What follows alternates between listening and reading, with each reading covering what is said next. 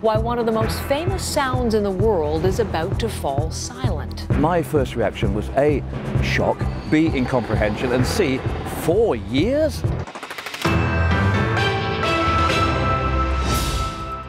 For a while today, the angry words of the last 4 days gave way to grief. A memorial service was held in Charlottesville for the young woman mowed down by a car during a protest on Saturday. Heather Heyer's parents and friends praised her for fearlessly fighting against racism and injustice. But controversy soon elbowed its way back into the spotlight as political and business leaders continued to denounce U.S. President Trump. The CBC's Stephen D'Souza begins our coverage. We remember Heather at the blowing of the wind. Amidst a national debate about race and bigotry, Charlottesville paused to remember Heather Heyer. She loved people. She wanted equality. And in this issue of the day of her passing, she wanted to put down hate. The 32-year-old paralegal was run down and killed during a protest against white nationalists, neo-Nazis, and the KKK. They tried to kill my child to shut her up. Well, guess what? You just magnified her.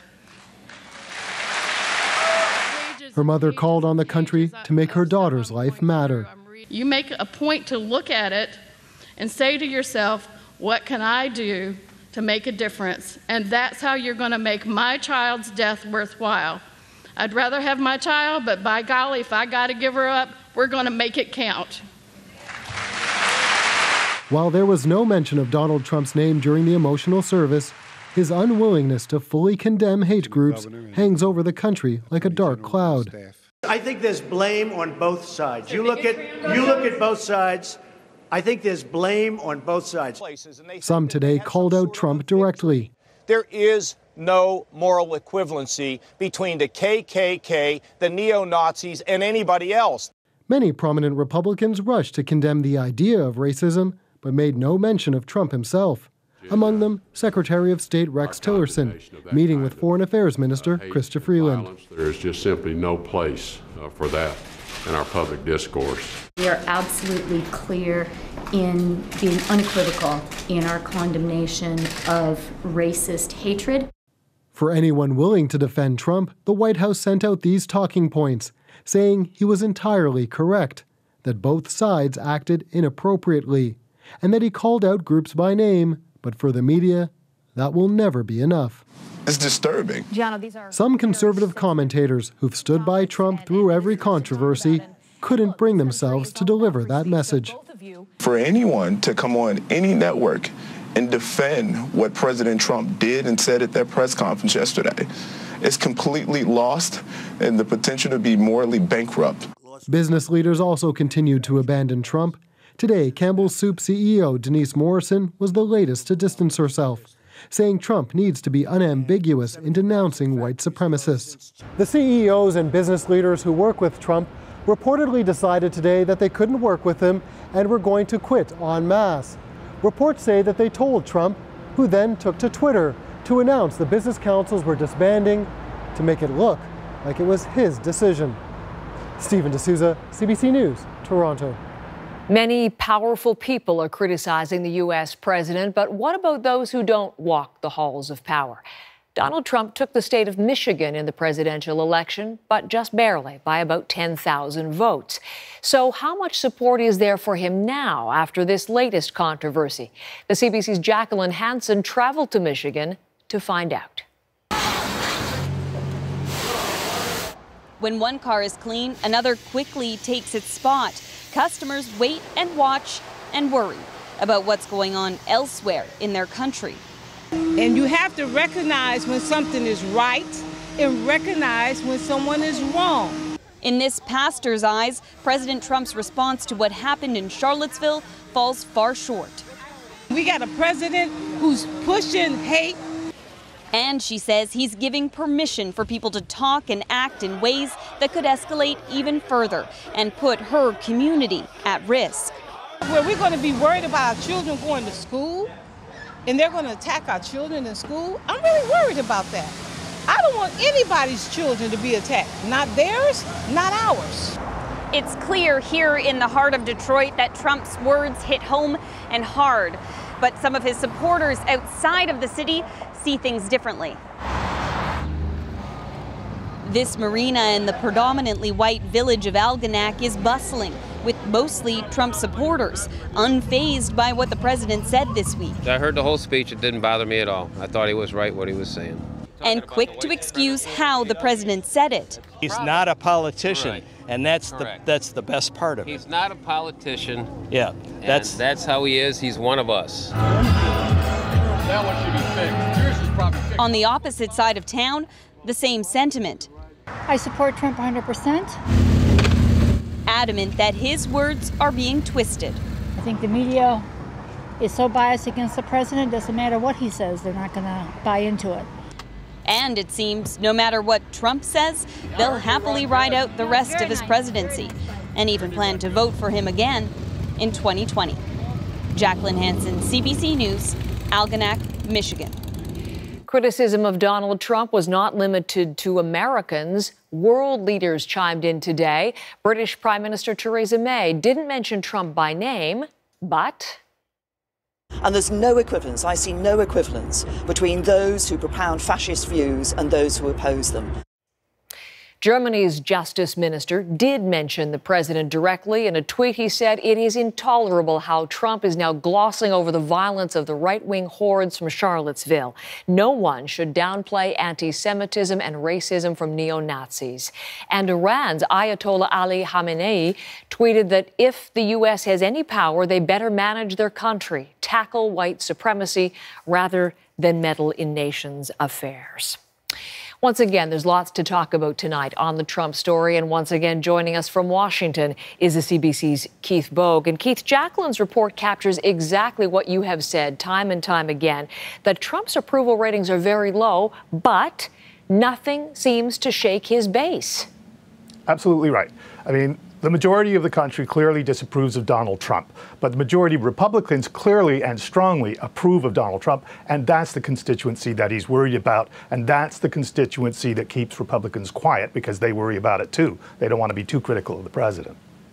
Is that why there are still so few Republican leaders who are willing to criticize him, to condemn him by name, Keith? Sure. I think the other part of it is you have to consider the impact of gerrymandering in a lot of Republican districts.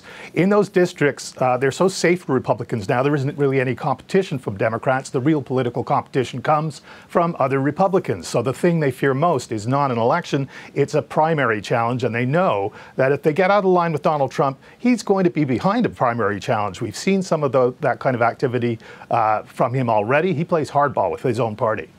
Trump disbanded his advisory councils today because so many members were quitting. So I'm wondering, Keith, what that means. Has he lost corporate America, and what does that mean for his pro-business agenda? I think there are several things going on with corporate America right now. After the weekend, I think some of the people on the advisory councils and other supporters of Trump had to be concerned about their businesses' brand image among the general public. But also, they have large labor forces, many of which are more diverse than Trump's base. But I think also the business community is coming to understand that Donald Trump is not particularly good at getting things done in Washington, and that includes his business agenda. Case in point, yesterday, you know what that news conference was supposed to be about? His infrastructure program. Was anybody talking about that today? No. Why? Because Trump walked all over his own message. Keith, thank you as always. The CBC's Keith Bogue from Washington. Now, here in Canada, the head of an Indigenous veterans group is being accused of making racist and homophobic comments online. A petition is calling for Richard Blackwolf to step down from his position. But as Bonnie Allen reports, Blackwolf says he's the one under attack. At age 77, Navy veteran Richard Blackwolf holds a prominent position. The Métis man has appeared at ceremonies across the country as head of Canada's Aboriginal Veterans and Serving Members Association. It's an honor to be the national president. A position so public, some of his recent Facebook posts were quickly noticed. We've blurred some parts to protect people's privacy. In this one, Blackwolf calls a Calgary gay pride event a parade of mutations and deviations. He says the military should not take part. Blackwolf posted a graphic labeling Muslims as terrorists and pedophiles. And in this one, he calls Melania and Ivanka Trump beautiful and says women on the left are exponentially uglier than those on the political right. It was disheartening to see these toxic, hateful posts coming from a man that I've looked up to. This Métis law student, who served as an Army reservist, has started a petition calling for Black Wolf's resignation. This organization should be a force which combats discrimination and doesn't contribute to it. The Aboriginal Veterans Association is not funded by Veterans Affairs. Black Wolf is a volunteer. In his defense, he had this to say. We appear to be under attack from a hate group, the liberal hate group. And I guess it's got to be a first time for everything. What's the liberal hate group? They call it snowflakes. Snowflakes is a derogatory term for young adults who are accused of being easily offended. Black Wolf said he wouldn't comment further to the CBC, which he called a tax burden, then hung up on me. We fully support the removal from office. That's not the type of leader we want in our organizations at all. In a statement, a Veterans Affairs spokesperson said Black Wolf is a decorated war veteran who should be commended for his advocacy work. But the government cannot support or stand behind Black Wolf's public comments, which lacked respect for fellow Canadians. Bonnie Allen, CBC News, Regina. Well, so much for polite introductions. On the first day of NAFTA renegotiation talks in Washington, the U.S. came out swinging. The message was blunt and forceful. The U.S. has no interest in tinkering. It wants a complete overhaul of the trade agreement. The CBC's Katie Simpson now on the rhetoric and Canada's reaction. First, I know we all agree that NAFTA needs updating. It might be hard not to react when your closest ally trashes your most important trade deal. But that's what Canada's Foreign Affairs Minister and Ambassador to Washington did today, as the U.S. bluntly laid out its position on NAFTA renegotiations. We feel that NAFTA has fundamentally failed many Americans and needs major improvement. Robert Lighthizer, the top trade official in the U.S., blamed NAFTA for hundreds of thousands of American job losses and highlighted trade imbalances with Mexico and Canada. He is calling for a NAFTA overhaul at the request of Donald Trump. I want to be clear that he is not interested in a mere tweaking of a few provisions and a couple of updated chapters. Our trade with the U.S. is balanced and mutually beneficial. Canada and Mexico see things differently, and both offered a more positive approach to the first day of trade talks. I'd like to start by showing everyone a set of photos. Chrystia Freeland brought pictures of Mexican and American firefighters on the ground in British Columbia battling wildfires to symbolize cooperation between all three countries.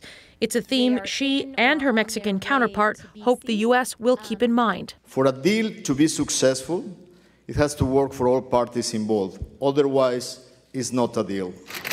Canadian officials expected opening remarks from the U.S. to be tough. Donald Trump is looking for something he can point to as a win, and delivering on an election promise to reform trade is what his administration wants to do. If the rhetoric from the Americans intensifies, Canada does not appear ready to stray from its negotiation plan, says Freeland. Setting a positive tone and talking about sunny ways. That is always going to be Canada's approach. But if Trump is looking to score a quick political victory, a complex trilateral trade negotiation is not likely the easy answer. If you look at the range of issues that is on the table already, I think this is going to be a lot harder than anyone really understands at this point. That range of issues will be dealt with later. Opening talks are mostly for logistics. Political leaders will now back away to let the experts do the heavy lifting. Katie Simpson, CBC News, Washington. So let's expand on some of the points Katie made with our national affairs editor, Chris Hall, in Ottawa. And Chris, for the purposes of this conversation, let's set Mexico aside for a moment. In terms of tone and tenor, Canada and the U.S. struck very different positions today. What did you hear that might signal how these talks are going to go? Well, a couple of things on tone. Clearly, Robert Lighthizer is suggesting that Americans aren't really interested in negotiating. They want a deal right now on their terms. And I was more surprised, I think, by Chrystia Freeland's pushback, particularly around what the trade deficit might be between the two countries, insisting it's actually a surplus for the Americans, not the other way around. So as you look ahead to these talks, the signals you get from them are that these will be much more difficult, that the Americans, Donald Trump's people, want to plunge right into the most difficult issues like rules of origin for auto parts and autos, and particularly to look at that dispute resolution mechanism, which the Americans say has not worked in their favor since NAFTA was originally signed. Well, let's talk about that. It was interesting to hear the U.S. negotiators go right to that. That's the infamous Chapter 19, Chris, which you know so well, the binational panels that decide disputes over tariffs and decide disputes over duties. Chapter 19, Canada considers essential, has said it will be the red line. Is it shaping up to be just that? Yeah, I don't think there's any doubt that the Canadians feel that an independent tribunal process is absolutely critical. Remember some history here. They threatened to walk away before in the original free trade negotiations if they didn't get it.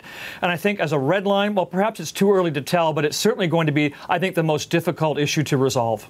So in terms of walking away, we've already heard from Minister Freeland that Canada wants a deal, wants a good deal, not just any deal. So does that mean willingness to walk away?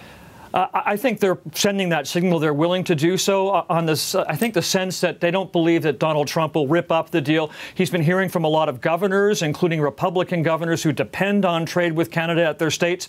They're betting that he will need a deal, even if it may take longer than they originally hoped. Chris Hall in Ottawa, thank you very much. Thanks, Heather. Coming up, Flight to Freedom. The 2-year-long effort to bring a wayward bird back home.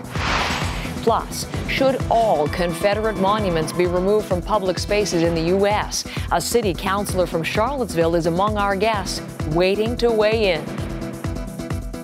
The death of a 15-year-old student on a class canoe trip to Algonquin Park last month raised a lot of questions, and today we're finally getting some answers. But they're not exactly reassuring. The Toronto District School Board has admitted the student who died failed his swim test, as did half the other kids on the trip. Stephanie Skendaris has more. Since Jeremiah Perry's death last month, the Toronto District School Board has repeated it has rules in place to prevent a situation like this. We require, and our safety protocol dictates, that we conduct safety tests, or swim tests, rather, prior to an excursion such as this. Today it was revealed that didn't exactly happen. The information that we have is that the students did not pass the test and should not have been on the trip. The Toronto District School Board says 15 of the 32 students on the week-long trip didn't pass. Jeremiah Perry was one, so was his older brother, Marion. Exactly what happened is still under investigation. What's known is Perry went swimming in a lake in the evening without a life jacket, according to friends. He disappeared under the water and never resurfaced. His body was found the next day. We're still dealing with it in devastation, all right? You know, processing it is still hard to even do right now. Perry's father says it's too soon to lay blame, but he wants to see new safety measures in place. To prevent this from happening, period, again, to anybody. To make that happen, changes are coming. All future trips of this kind will be approved only after the principal of the school sees and reviews documentation showing that students have passed the appropriate tests. The board says parents will also have to see those test results. Perry's father says that knowledge could have saved his son's life. Everything probably would have been different. That's how it is. That's As for the two teachers involved in this trip, the Toronto District School Board says they are on home assignment and exercising a legal right not to speak to investigators and will not say what, if any, consequences they face. Stephanie Skendaris, CBC News, Toronto. It's official now. BC's Wildfire Service says this is the worst season on record. Nearly 900,000 hectares of land have already been scorched, eclipsing the mark set in 1958. CBC meteorologist Johanna Wagstaff is in Vancouver tonight. Johanna, this wasn't even supposed to be a bad fire season, and it's now the worst. So what does that signal? Well, Heather, unfortunately, this kind of explosive fire season is likely a sign of things to come as our climate shifts towards hotter, drier summers, longer seasons, more lightning to start those fires, and more extremes. And it's that last point that really caught fire forecasters off guard. Southern BC had a very wet and very cold winter and spring forecast. But in the end, talking to fire ecologists, that led to very rapid growth of fine fuels that became explosive when things turned hot and dry. Heather? Give us a quick update, if you would, Johanna, on where things stand in BC tonight. While things continue to grow as far as the fire forecast, 6,000 people under evacuation order tonight, with 32,000 more people ready to leave their homes at a moment's notice. And unfortunately, the forecast remains hot and dry for at least the next few weeks. These fires could be burning well into the winter. Heather? Johanna Wagstaff in Vancouver. Thank you very much, Joe. To a much smaller fire in Toronto, crews had to be called in after an early morning fire atop the CN Tower. The electric fire broke out in the broadcasting antenna area, nearly 500 meters above the ground. It caused problems for some local TV and radio stations. It took a few hours before the fire was put out. The cause is still unclear. Technical problems with the baggage system are still causing delays for travelers heading out of Toronto's Pearson Airport. This all began yesterday and has been creating a pileup of luggage waiting to be checked in at one of the terminals. Officials are advising passengers to stick to carry-on for now. The census data released earlier this month revealed there are more Canadians living alone than ever before. Today, a warning about the consequences of that trend. A new study is describing loneliness as a greater public health risk than obesity or smoking. Christine Birak has the details. Marcy O'Connor admits it's not cool to talk about it, but here goes. I like spending a lot of time alone. It doesn't even occur to me to invite someone if I'm going hiking or to the movies. And then all of a sudden I realized that I was straddling this weird place maybe between being alone and feeling lonely. With an aging population, fewer marriages, children, and record-breaking numbers of people living alone, researchers say we're facing a loneliness epidemic, and it's affecting our bodies. It's cardiovascular functioning, neuroendocrine functioning, immune functioning, and even cellular aging. And now results from a wide-reaching review of hundreds of studies shows loneliness is hazardous to our health. Researchers found that people with social connections had a 50% lower risk of dying early when compared to people who didn't have strong social circles. Researchers also found that the health risk associated with loneliness, isolation, and living alone was higher than obesity and rivaled smoking. I think we need to take it seriously as a public health issue, and I think it will increase over time. Given the implications, experts say doctors should screen patients for social connectedness. At this Toronto hospital, day programs welcome seniors who may otherwise spend most of their time alone. I was lonely, yes, depressed. And when I came here, it gave me a new outlook. But stigma is a major obstacle to reconnecting. If I could wave a wand, the one part of this problem I would make disappear is the idea that people who are experiencing loneliness feel that they're alone in that experience, and they're not. Experts say online social networks don't solve the problem. People need face-to-face interaction. O'Connor now talks to people on her walks, and while she still enjoys her quiet time, she's mindful of spending too much time alone. Christine Birak, CBC News, Toronto. Some unwanted quiet time to tell you about in London, England. Big Ben is falling silent for years. That story after the break.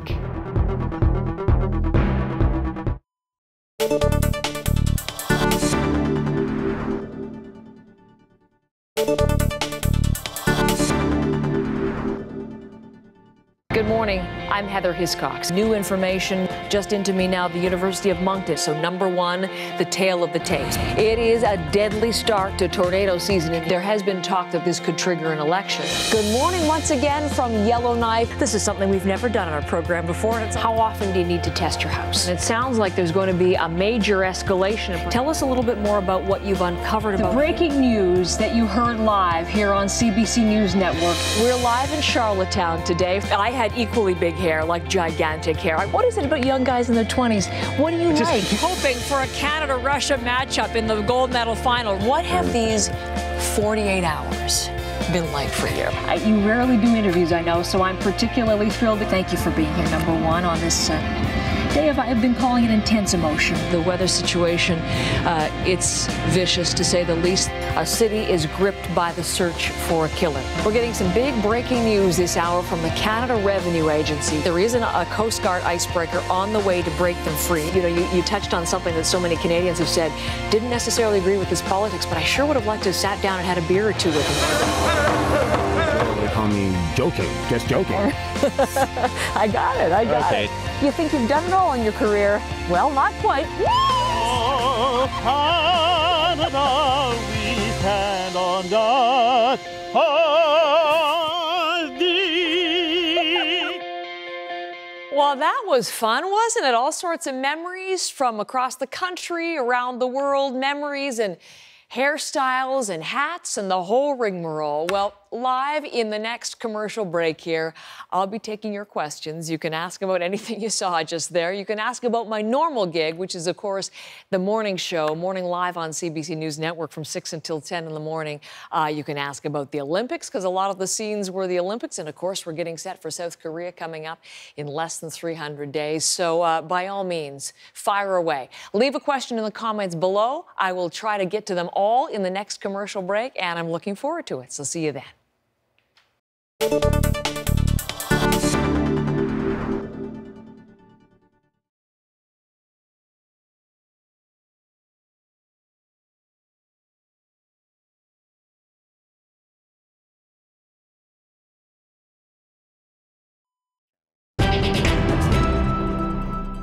In the Philippines, 32 people were killed by police in what is being described as the deadliest night of drug raids the country has seen yet.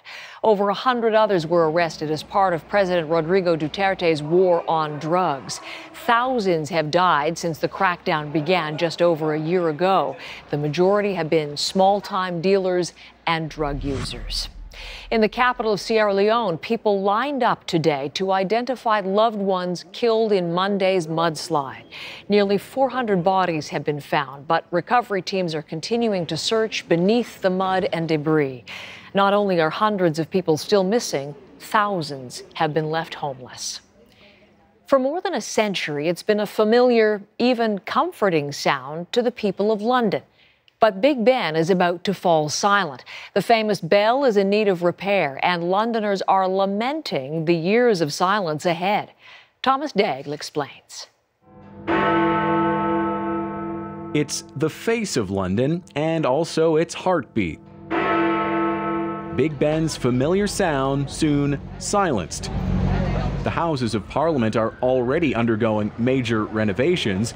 Now crews need to get inside, dismantle the great clock, and examine all those pieces that make it tick. The hammers that strike the bell will be locked, silencing Big Ben for the safety of the workers. Because it's such a long stoppage period, we'll be able to check absolutely everything on the clock.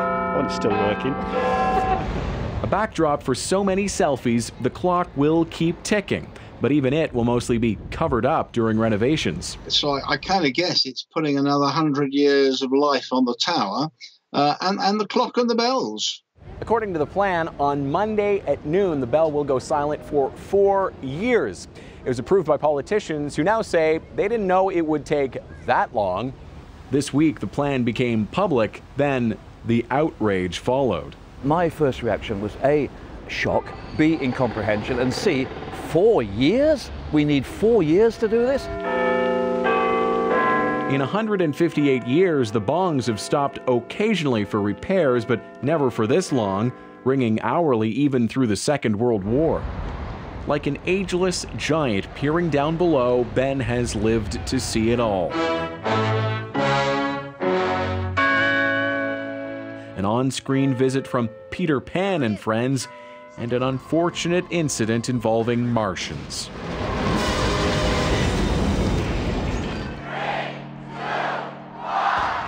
Now, Ben could be heard as little as twice a year, New Year's Eve and Remembrance Day. Though not if the Prime Minister has her way. Of course we want to ensure people's safety at work, but it can't be right for Big Ben to be silent for 4 years. In a twist today, Parliament pledged to review the plan, specifically how long the shutdown will last. In the span of days, Big Ben's silence has made a big commotion. Thomas Daglett, CBC News, London. Anyone of a certain age knows exactly where they were when they heard the news. The king of rock and roll was gone. 40 years ago today, the death of Elvis Presley. I feel like we're giving something of us to him. Thousands of fans gathered last night outside Graceland, his Memphis home. For the first time, they had to pay to access his gravesite during the candlelight vigil. Elvis was only 42 years old when he died of heart failure. Up next, the debate over removing Confederate monuments in the U.S. But first, we want to check the day's business numbers. The TSX edged down 15 points. The dollar increased slightly. In New York, the Dow gained 25 points, and the price of oil dipped 77 cents a barrel.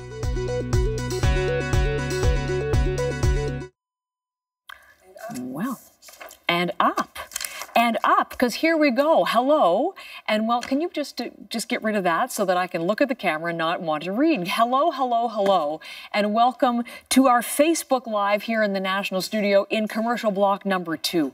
I'm Heather Hiscox, normally on the morning shift, but here filling in for this week. Thank you for your questions, which are already coming in. So let me begin with Murray. Murray Berger wants to know how long I've been a journalist. Whew. How far back? My very first job, I'm from Owen Sound, Ontario. I started in radio broadcasting when I was 17, back when we had grade 13. I wasn't even out of high school yet, and the radio station hired me and trained me to become a disc jockey. So going all through university, I put myself through university by being a radio announcer in Owen Sound and then in London, Ontario. I did my Master's of Journalism following an undergrad degree in French language, literature, and translation, and I've been in the business ever since. So really, it's the only thing I've ever done. Thank you, Matthew, for your question. Okay, moving on to Camilla. What has been the most memorable breaking news story you've covered so far?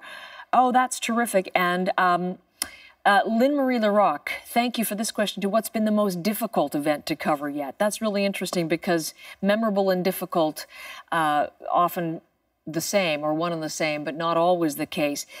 I would say most difficult story to cover live on location has been after mass shootings and seeing the community response to those, or not just mass incidents, but mass incidents or massive community tragedies. So, Lynn, by that I mean I've been to a couple of big stories in the province of New Brunswick. One was in Bathurst when a whole basketball team coming home from a tournament went off the road, slid on ice, crashed into a tractor trailer, and the whole team almost was obliterated. And then I was back in Moncton after the situation where 3 RCMP officers were gunned down as they responded to a call of a man walking through the community armed. So those situations, there were these huge community responses and rallies, and the emotion of seeing, you know, these young teenagers in open caskets in this big auditorium. It's just really heart-wrenching and very emotional to watch those lines of mourners snaking forever, and to watch also, you know, people, children coming to RCMP detachments, leaving messages. You know, you get the bad guys. Thank you very much. It's just very poignant to see in our country the kind of response after a mass tragedy of that nature. So let me leave it at that and move on to a number of other situations. Elizabeth Turner, wondering, what am I worried about most at the moment? I'm worried about answering your questions before I have to go back on the air. But seriously, as far as news goes, I think we just look to what we've been covering tonight on the National, and that is the division, the anger, and where does it end? At what point does it end, and who do you look to end the kind of rhetoric and the kind of hate that we're seeing right now? It's a very disquieting time. So that is a worry, I think, for both those of us who tell you the stories, and I think for you as you watch those stories at home. Camilla, wanting to know, do you have any advice for someone going to study journalism? I have lots of advice on that, but it's a line of work that is changing so rapidly. Be very digitally savvy. That's where we're all going. Be as broad as you can to bring that kind of knowledge to this. It's a wonderfully exciting job, but you want to bring all sorts of sets of skills to make yourself so versatile. And what else do I want to tell you? Be tenacious, because it's a hard line. It's hard to get in. Thanks for your questions. Back to the National.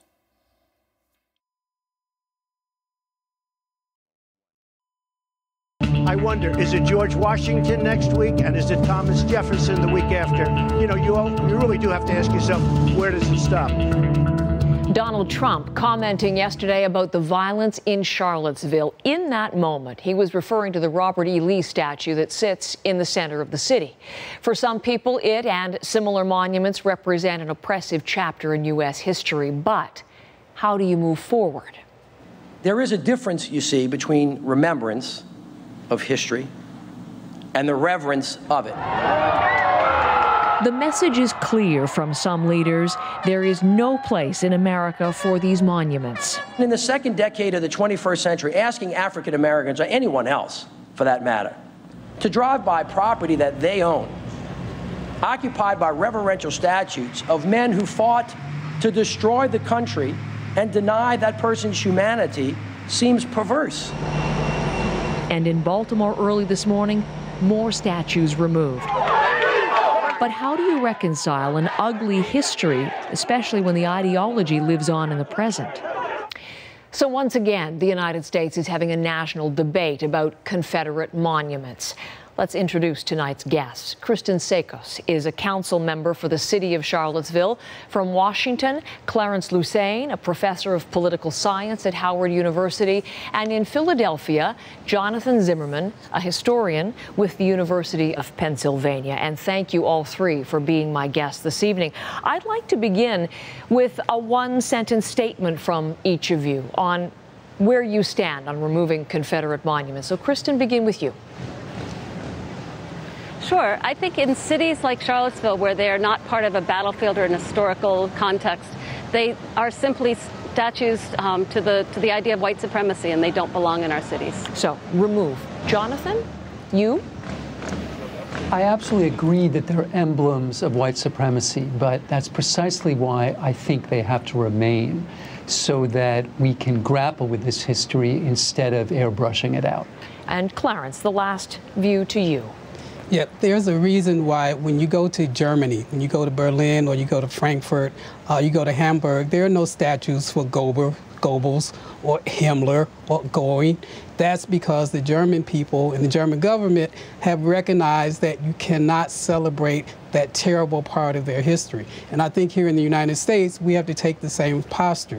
These statues, there are more than 700 around the country, have to be removed. They play no role in healing the country's long racial divide. All right, let's expand on those viewpoints then. And Kristen, I want to come back to you because, interestingly, what our viewers won't realize, yours is a long-held view. It was you, as a city councilor in Charlottesville back in 2012, who actually came forward, started the debate over whether to remove this Robert E. Lee statue.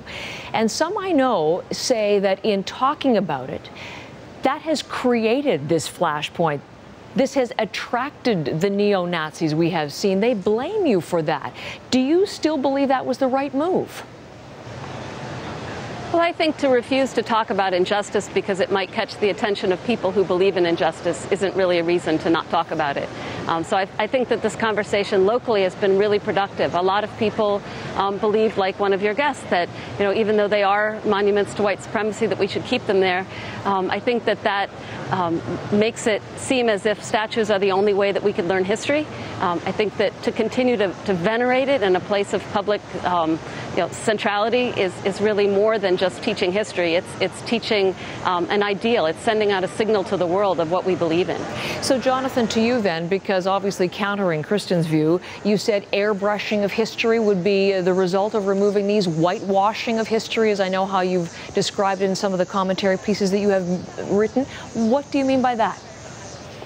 Let me just say I completely agree with what Kristen and Clarence are saying about the meaning of these monuments.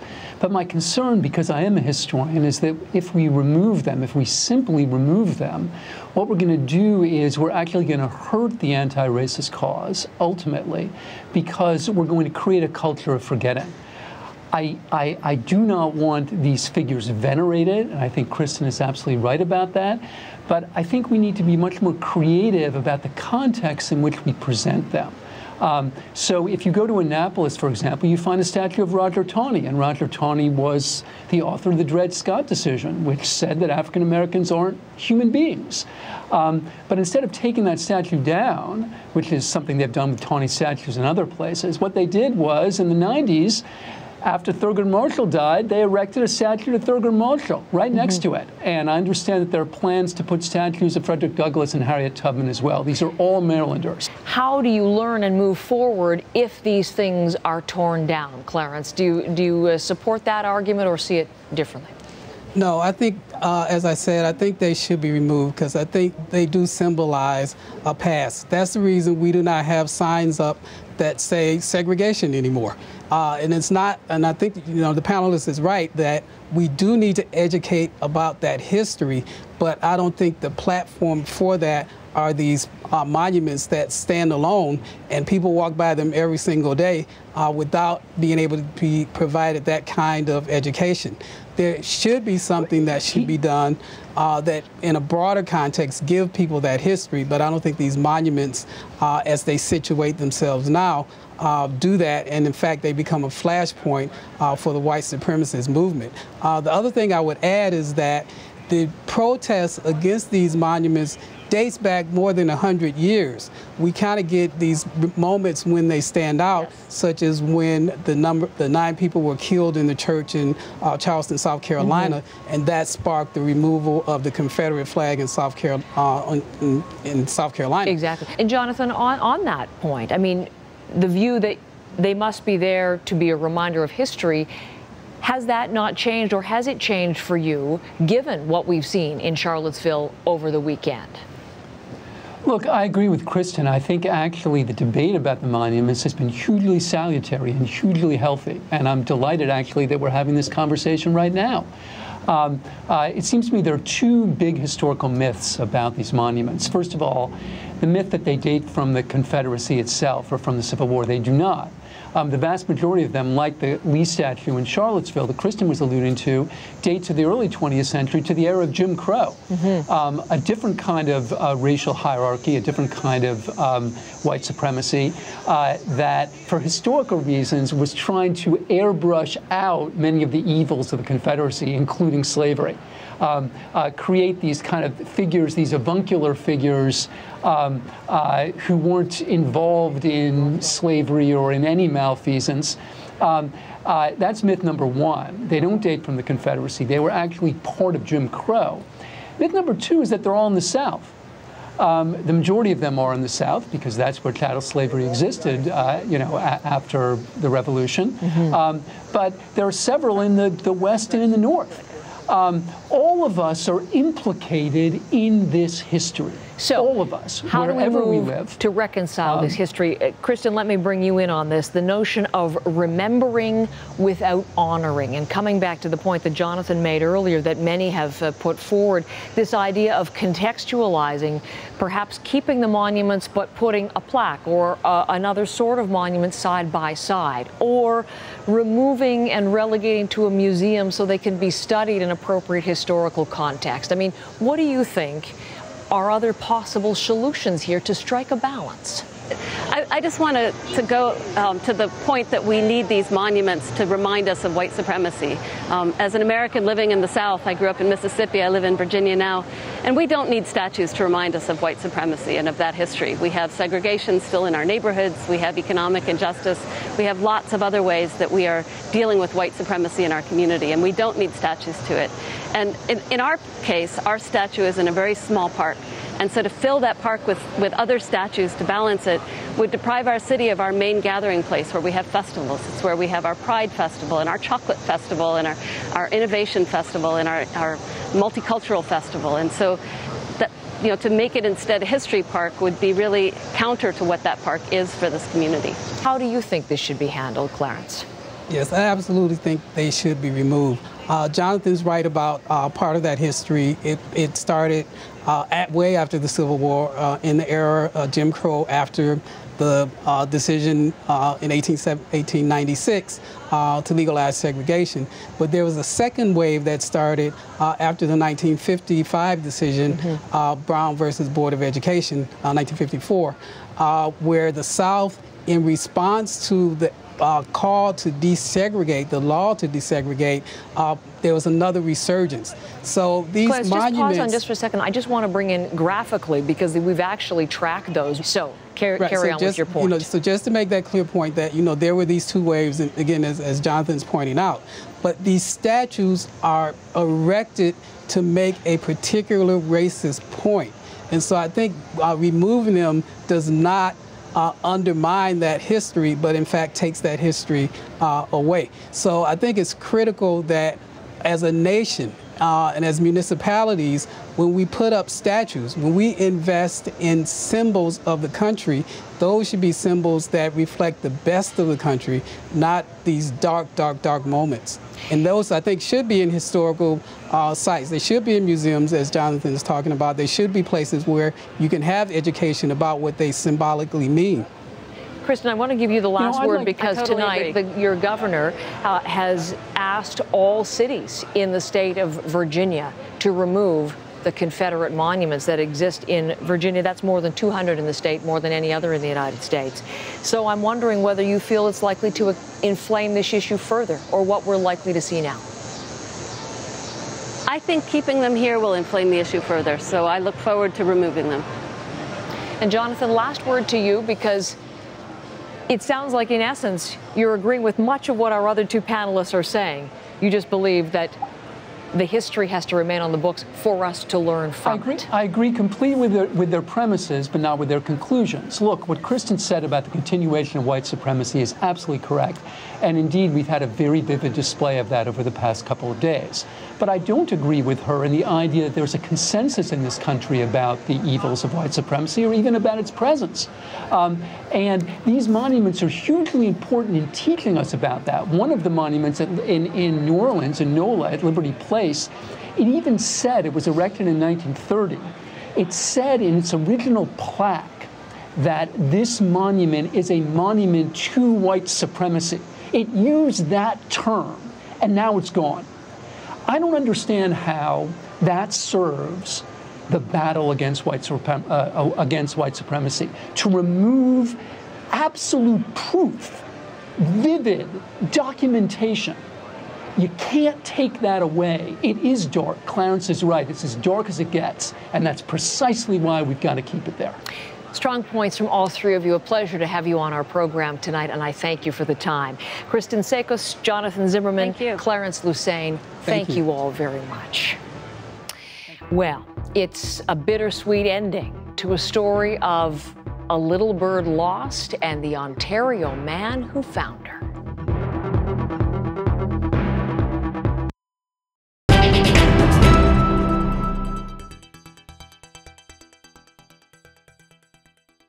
This is Niagara Falls, and if you've noticed a little more foam at its base lately, perhaps it's mainly because of the beer.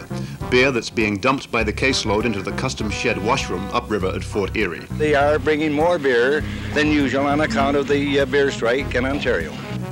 One Hamilton man who shuffled off to Buffalo to pick up a couple of six-packs got his comeuppance, but at least he, unlike many others, was able to kiss his beer goodbye. A Canadian beer drinking tradition is disappearing fast, and the first place they're feeling it is in the Maritimes. What's vanishing are those squat and stubby dark brown bottles. The Canadian brewery industry has spent millions of dollars to make the change to long neck bottles, and part of that cost is a result of scenes like this. There's no doubt that Cape Bretoners have done their part to support the brewery industry, and some wonder why the beer couldn't have found its way to a charitable cause. It's a beer drinker's lament. 700 cases of supposedly good brew down the drain, so to speak. Brewers say the change was inevitable. Light beer has become popular, and American beer and twist-off caps. I find when you're drinking out of it that it foams up more. But most beer drinkers have adjusted. Oh, as long as the beer is still there. Specialty brewers are on the hop these days, rushing to cash in on more relaxed liquor laws. Now that Canadian liquor laws are changing, new breweries are springing up all over. There's one in the back of this pub in Kingston, Ontario. But the idea of drinking the stuff that's made in the back room is catching on. It's got a hell of a lot more body than Canadian beer, I'll tell you that. It's very smooth, it's very easy to drink. Okay, Ernie, if you could picture yeast there. Bernie Knudsen has been coming to this so-called U-Brew store for about 3 years. It's easy and it's cheap. Making your own beer and wine in British Columbia is virtually tax-free. You can brew a dozen bottles here for about $10. Buying it at the liquor store would cost $15. For the working men, yes, it's the working people, the working class people, it's a way better deal. Most hours have 60 minutes. This hour has 7 days.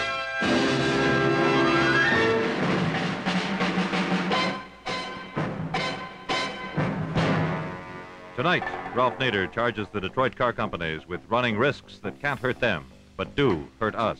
I could give an example of the Buick Roadmaster in 1953. The one with power brakes came onto the market, many thousands of them, with a defective braking system. Now, you mean in the 53 Buick Roadmaster, with power a driver brakes. would literally go from normal brakes to no brakes like that? Right, that's right. This is documented in court records, which is very interesting. It shows you that the only way we find out about these things is through the cumbrous process of the judicial system. So what you want to do is make an overwhelming systematic case to overcome the resistance of industry. The stronger a case you make, the more scientists you have working on the project on an independent, objective basis, the more overpowering the forces of humane automotive technology will be.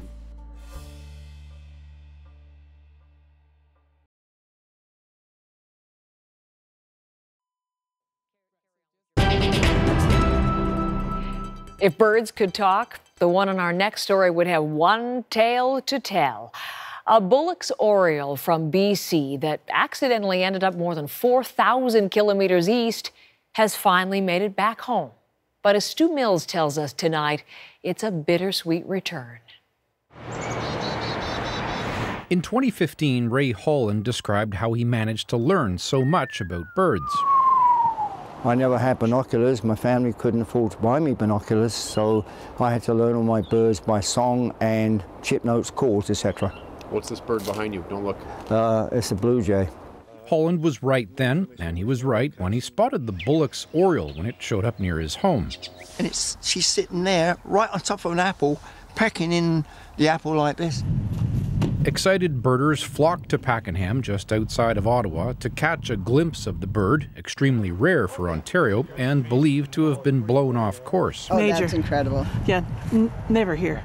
When winter arrived, it was Holland who found her frozen half to death and delivered her to the Wild Bird Care Centre. Between poor health and red tape, she stayed there for nearly 2 years. Sandra Eisman still struggles to understand why people were so attached to the Oriole's story, More donations, more inquiries, more offers of help than ever before. I think this lost Oriole, who's so fragile, yet so resilient, has really captivated that spirit that people see as representing hope. And then just give her like a... Today, the bird finally started her journey home, chaperoned by an Air Canada mechanic who volunteered to take the bird back to Vancouver. But sadly, Ray Holland couldn't be there to see the bird off. Holland died of heart failure just last week. I think now this weekend sort of tribute this to him and make sure that she gets home and he might be smiling down on us. Sandra Eisman says the bird that Holland nicknamed Lucky brought out the best in people. It's so sad. I think he would just be delighted, not just that the bird is finally returning to where she belongs, but that so many people cared. I think that really would have touched him. Pleased to meet you, man. The Bullock's Oriole reached British Columbia this morning. The BC Wildlife Rescue Association will release her later this month. Ray Holland's family has asked donations in his name be made to the Wild Bird Care Centre. Stu Mills, CBC News, Ottawa. Don't go away. You'll want to see what happened in St. John's today as thousands of people chase the ace.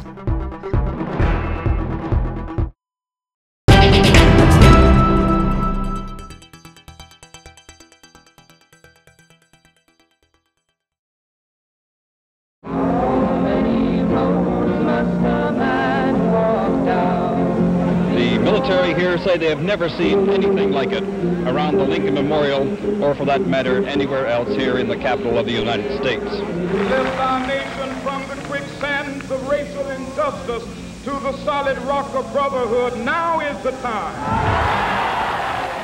This park area on the Washington Mall, right underneath the Capitol Dome, has been the gathering place for many demonstrations, but none quite so strange as this collection of uniformed veterans, complete with medals and toy machine guns. The anti-war movement in this country is an ever-changing phenomenon. You never know quite what to expect next. William H. Carroll from Atlanta, Georgia. 26 air medals and all the other stuff that goes with it. Washington was the scene today of the largest anti-nuclear demonstration ever held in the U.S. 4, 6, 8, we don't want to radiate. 2, 4, 6, 8, we don't want to radiate. If you're not building for the future, you're stealing from it. They call the Supreme Court decision a tragic mistake. And on this, the 10th anniversary of legalized abortions, 26,000 marchers vowed to begin a second decade of protest. Organizers are calling it the biggest pro-choice rally in history. We will never give up. We will never give up. We will never give in. We will never give in.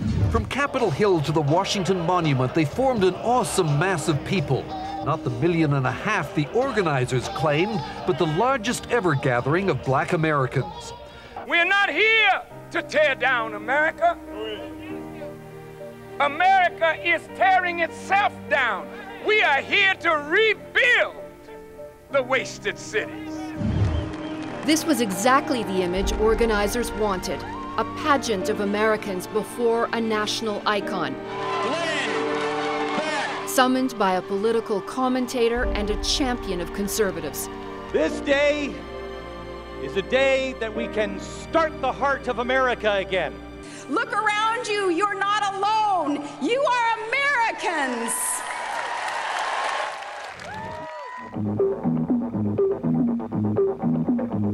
The National.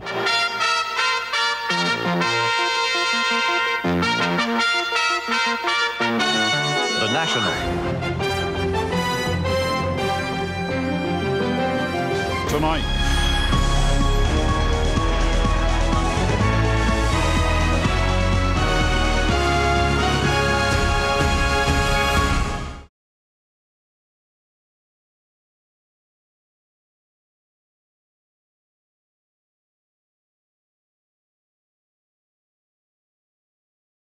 Hey guys, Johnny Harris here. Still Standing Season 3 is up and off to a roaring start, but we still have a lot of great stories from little towns across the country. So tune in, will you? Tuesday nights, 8 o'clock on CBC.